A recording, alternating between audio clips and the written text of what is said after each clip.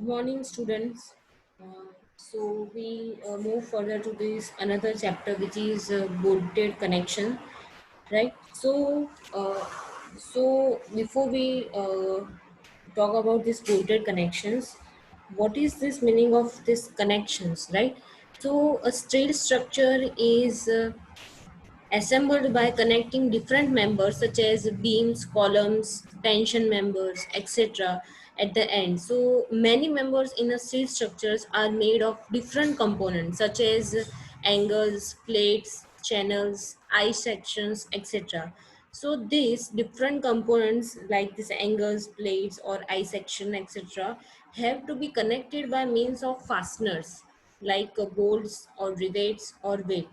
So connection between different members of a steel structure facilitate the flow of forces and moment from the one member to the another and the foundation level. So uh,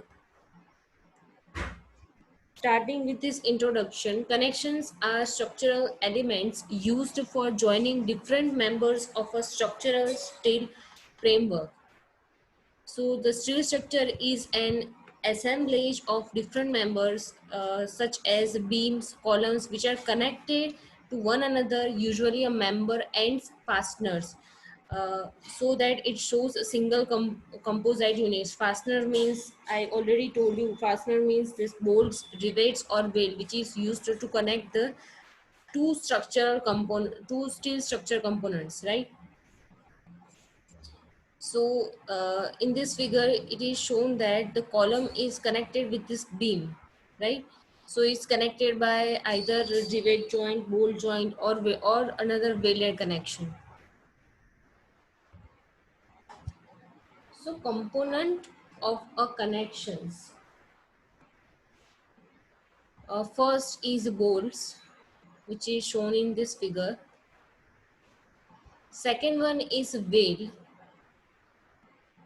which is also shown in this figure, right? These all are these components of connections, right? Next is connecting plates. There is two plates connecting by these bolted connections. Next one is connecting angles. Angles mean it's in shape of L. This L shape is connected by this angles are connected by some bolted connection here shown in figure. Then move forward. Uh, what are this classification of connections? So first, there are different type of connections on the basis of this different types, right? So first is on the basis of connecting medium. Second is according to the type of internal forces. Third one is according to the type of structural elements. And the last one is according to the type of members joining, right? So these are this type of connection depending upon the situation. First is on the basis of connecting medium. The connection first is riveted connection. Riveted connection is shown in figure. You also riveted connection shown in your different type of structures, right? Like bridges, old bridges, which is constructed before this bolted connection used in the bridges, right? So this you also shown in this figure. Second is bolted connection, which is also this shown in figure. And last is welded connection, right? The two members connected by welding. Bolted welded connection. The connection which is also used bolted connection and also used by a welding. Now, some talk about this riveted connection. What is this meaning of riveted connection? It's just for introduction. Uh, Riveted connection are nowadays not in a use because of this wisely used this bolted connection and welded connection. So there are some introduction. What is this meaning of riveted connection? This figure shows that rivet, right? You also shown this type of rivet connection in these bridges, old bridges, or you also uh, show this in another structures, right? It is used for very long time in past decades. So it is made up of round ductile steel bar called a shank. Shank portion is a head at one end, right? So the length of the rivet should be sufficient to form the second head. So its design is very similar to the bearing type of bolted connection. How it installed, right? The first, it's heating of the rivet as you shown in this figure. The next step is inserting it an oversized hole pressure to the head. Because the heating of the rivet, the size of this rivet is comprises, right? So inserted it an oversized hole pressure to the head and squeezing the plain end by pneumatic driver round head. At the second figure, it shows that. And on the cooling, reduces in length, clamping of forces, right? So when we inserted it oversized hole because of the heating of this rivet, the size of this rivet is minimized, right? And after the cooling, it reduces in the length, right? So after cooling, its size is increased or it will be filled in this oversized hole. You may also riveted connection in this figure. Riveting is no longer used. Why? So the introduction of high strength structural bolts are introducing in this type of uh, in these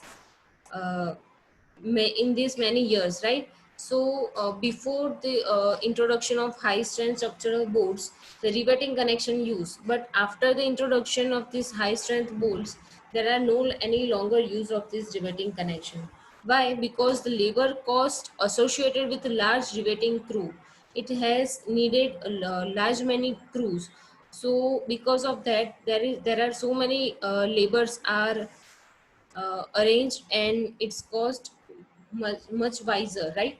So the cost involved in careful inspection and removal of poorly installed rivets. So there are so many inspections and so many uh, removal of poorly inserted rivets because of the mistakes of the laborers, right? So these are the disadvantage of this main connection and the high level of noise associated with driving rivets. Uh, so these are the main disadvantage to not use this rivet connection. Now, starting with this our chapter, which is mainly bolted connection. So fastened together primarily by bolts in these connections. Bolts may be loaded in this tension, shear, both tension and shears. Right? Bolts may be loaded in this three type of loads, which is tension, shear, and both combination of tension and shear. The threads of bolts under the shear force, if it extruded, so it increased the strength, and if it's included, then it's decreased its strength, right? As this bolted connection this shown in figure. Now we are discussing about this type of bolts. First is a bearing type of bolts. Bearing type of bolts are also shown in this two figure. Bearing type of bolts is also known as black bolts. The second one is high strength friction grip bolts, which is known as HSFG, which is a full form of this high strength friction grip bolts. Right? It's also shown in this last figure. The most common type in bearing bolts in clearance holes often referred to as black bolts, which is also known as ordinary bolts, and black bolts are widely or ordinary bolts which is generally used in all type of structures, right? So we talk about this black bolt. Uh, we talk about this black bolt in bolted connections. So black bolts are generally made of mild steel rods with a square or hexagonal head and nuts, right, as shown in figure. So black bolts are also referred to as an ordinary unfinished rough or common bolts. They are mainly used in a light structure under static loads such as small trusses, purlins, girds, bracings, and platform. So they are also used as a temporary fasteners during erection where HSFG bolts or weldings are used as a permanent fastener. So black bolts are least expensive. Now going forward, what is the meaning of this yield strength and ultimate strength, and how to find yield strength and ultimate tensile strength from the grade of bolt? You in in the example you have given this grade of bolt, which is suppose 4.6 grade of bolt you are given, right? So from this 4.6 grade of bolt you can find the yield strength and ultimate tensile strength, this both property. But first finding out how to find this property, we understand the meaning of yield strength and ultimate strength. So first, yield strength meaning it is the material property, and it is the stress corresponding to the yield point at which material begins to deform plasticity. It is that stage where the material begins to deform plastically. And the second definition is ultimate tensile strength, which is maximum stress that a material can withstand while being stretched or pulled before failing or breaking. This strength meaning just before the failure or breaking of this material, the strength is known as this ultimate tensile strength, right? So in a steel structures, bolt properly class 4.6 used, right? So generally this 4.6 class of bolts are used. For example, in a property class 4.6 given. So how we find out from this class 4.6? So in this meaning 4.6, the number 4 indicates the 1 by 100th of the ultimate tensile strength in a newton per mm square, right? And the number 6, which is indicate the ratio of yield stress to ultimate stress as a percentage. So we take this example, suppose given is 4.6 grade bolts are given, right? So ultimate tensile strength, which is also known as Fu. Here F is represent this tensile and U is represent this ultimate strength, right? So this Fu in 4.6, we take this value 4 multiply by 100, so is equal to 400 newton per mm square. And to find yield strength, which is also written by Fy, is equal to 0.16 multiply by 400 is equal to 240 newton પર mm square, right? તો આમાં main શું છે કે 4.6 value તમને આપી છે, તો હવે અલ્ટિમેટ ટેન્સાઇલ સ્ટ્રેન્થ તમે કેવી રીતે ફાઇન્ડ કરશો? તો પોઈન્ટની પહેલાની વેલ્યુ કઈ છે તમારી પાસે? 4, રાઈટ? તો 4 મલ્ટીપ્લાય બાય 100 કરશો તો તમને શું મળશે? Ultimate tensile strength.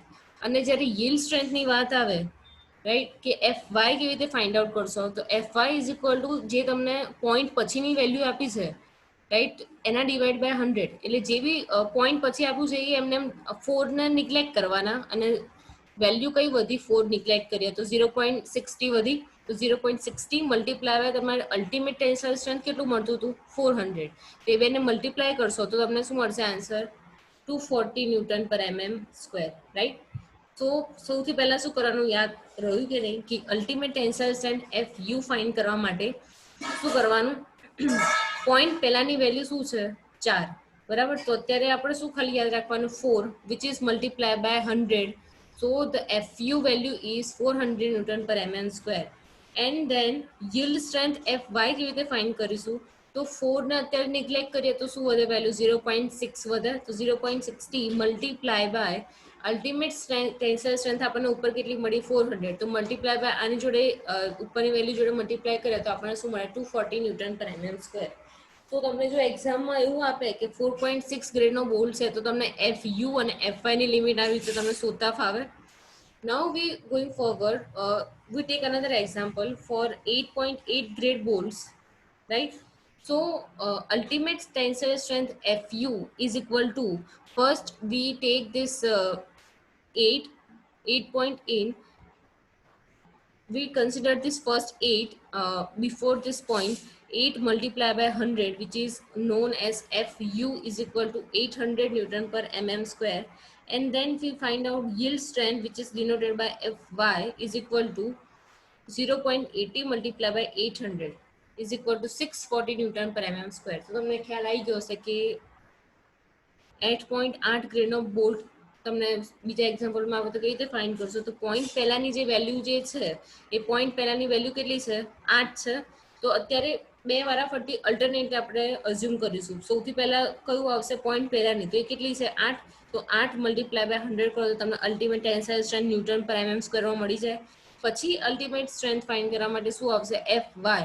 એનો મતલબ શું થયો કે પોઈન્ટ પછી જે ફર્સ્ટ આપણે જે કન્સિડર કરતા હતા એ આપણે શું કરીશું? નિગ્લેક્ટ કરીશું. હવે શેનું એના પછીનો વારો આવ્યો, રાઈટ? તો એનું શું આવે? 0.80 મલ્ટીપ્લાય બાય એની ઉપરની જે આપણે વેલ્યુ આવી FUની એની જોડે મલ્ટીપ્લાય કરો તો તમને શું મળશે? yield strength 640 ન્યૂટન પર mm સ્ક્વેર, રાઈટ? તો આપણે આ લેક્ચર અહીંયા જ સ્ટોપ કરીએ છીએ. જો તમને આમાં કંઈ બી ડાઉટ હોય, તમને ગ્રેડમાંથી કેવી રીતે મેં અલ્ટિમેટ ટેન્સાઇલ સ્ટ્રેન્થ ફાઇન્ડ કર્યું, yield strength ફાઇન્ડ કર્યું ના ફાવ્યું હોય તો તમે મને પૂછી શકો છો મેસેજમાં, રાઈટ? યા તો કોલ કરીને પૂછી શકો છો. સો if you have any doubt so you can contact me. Thank you.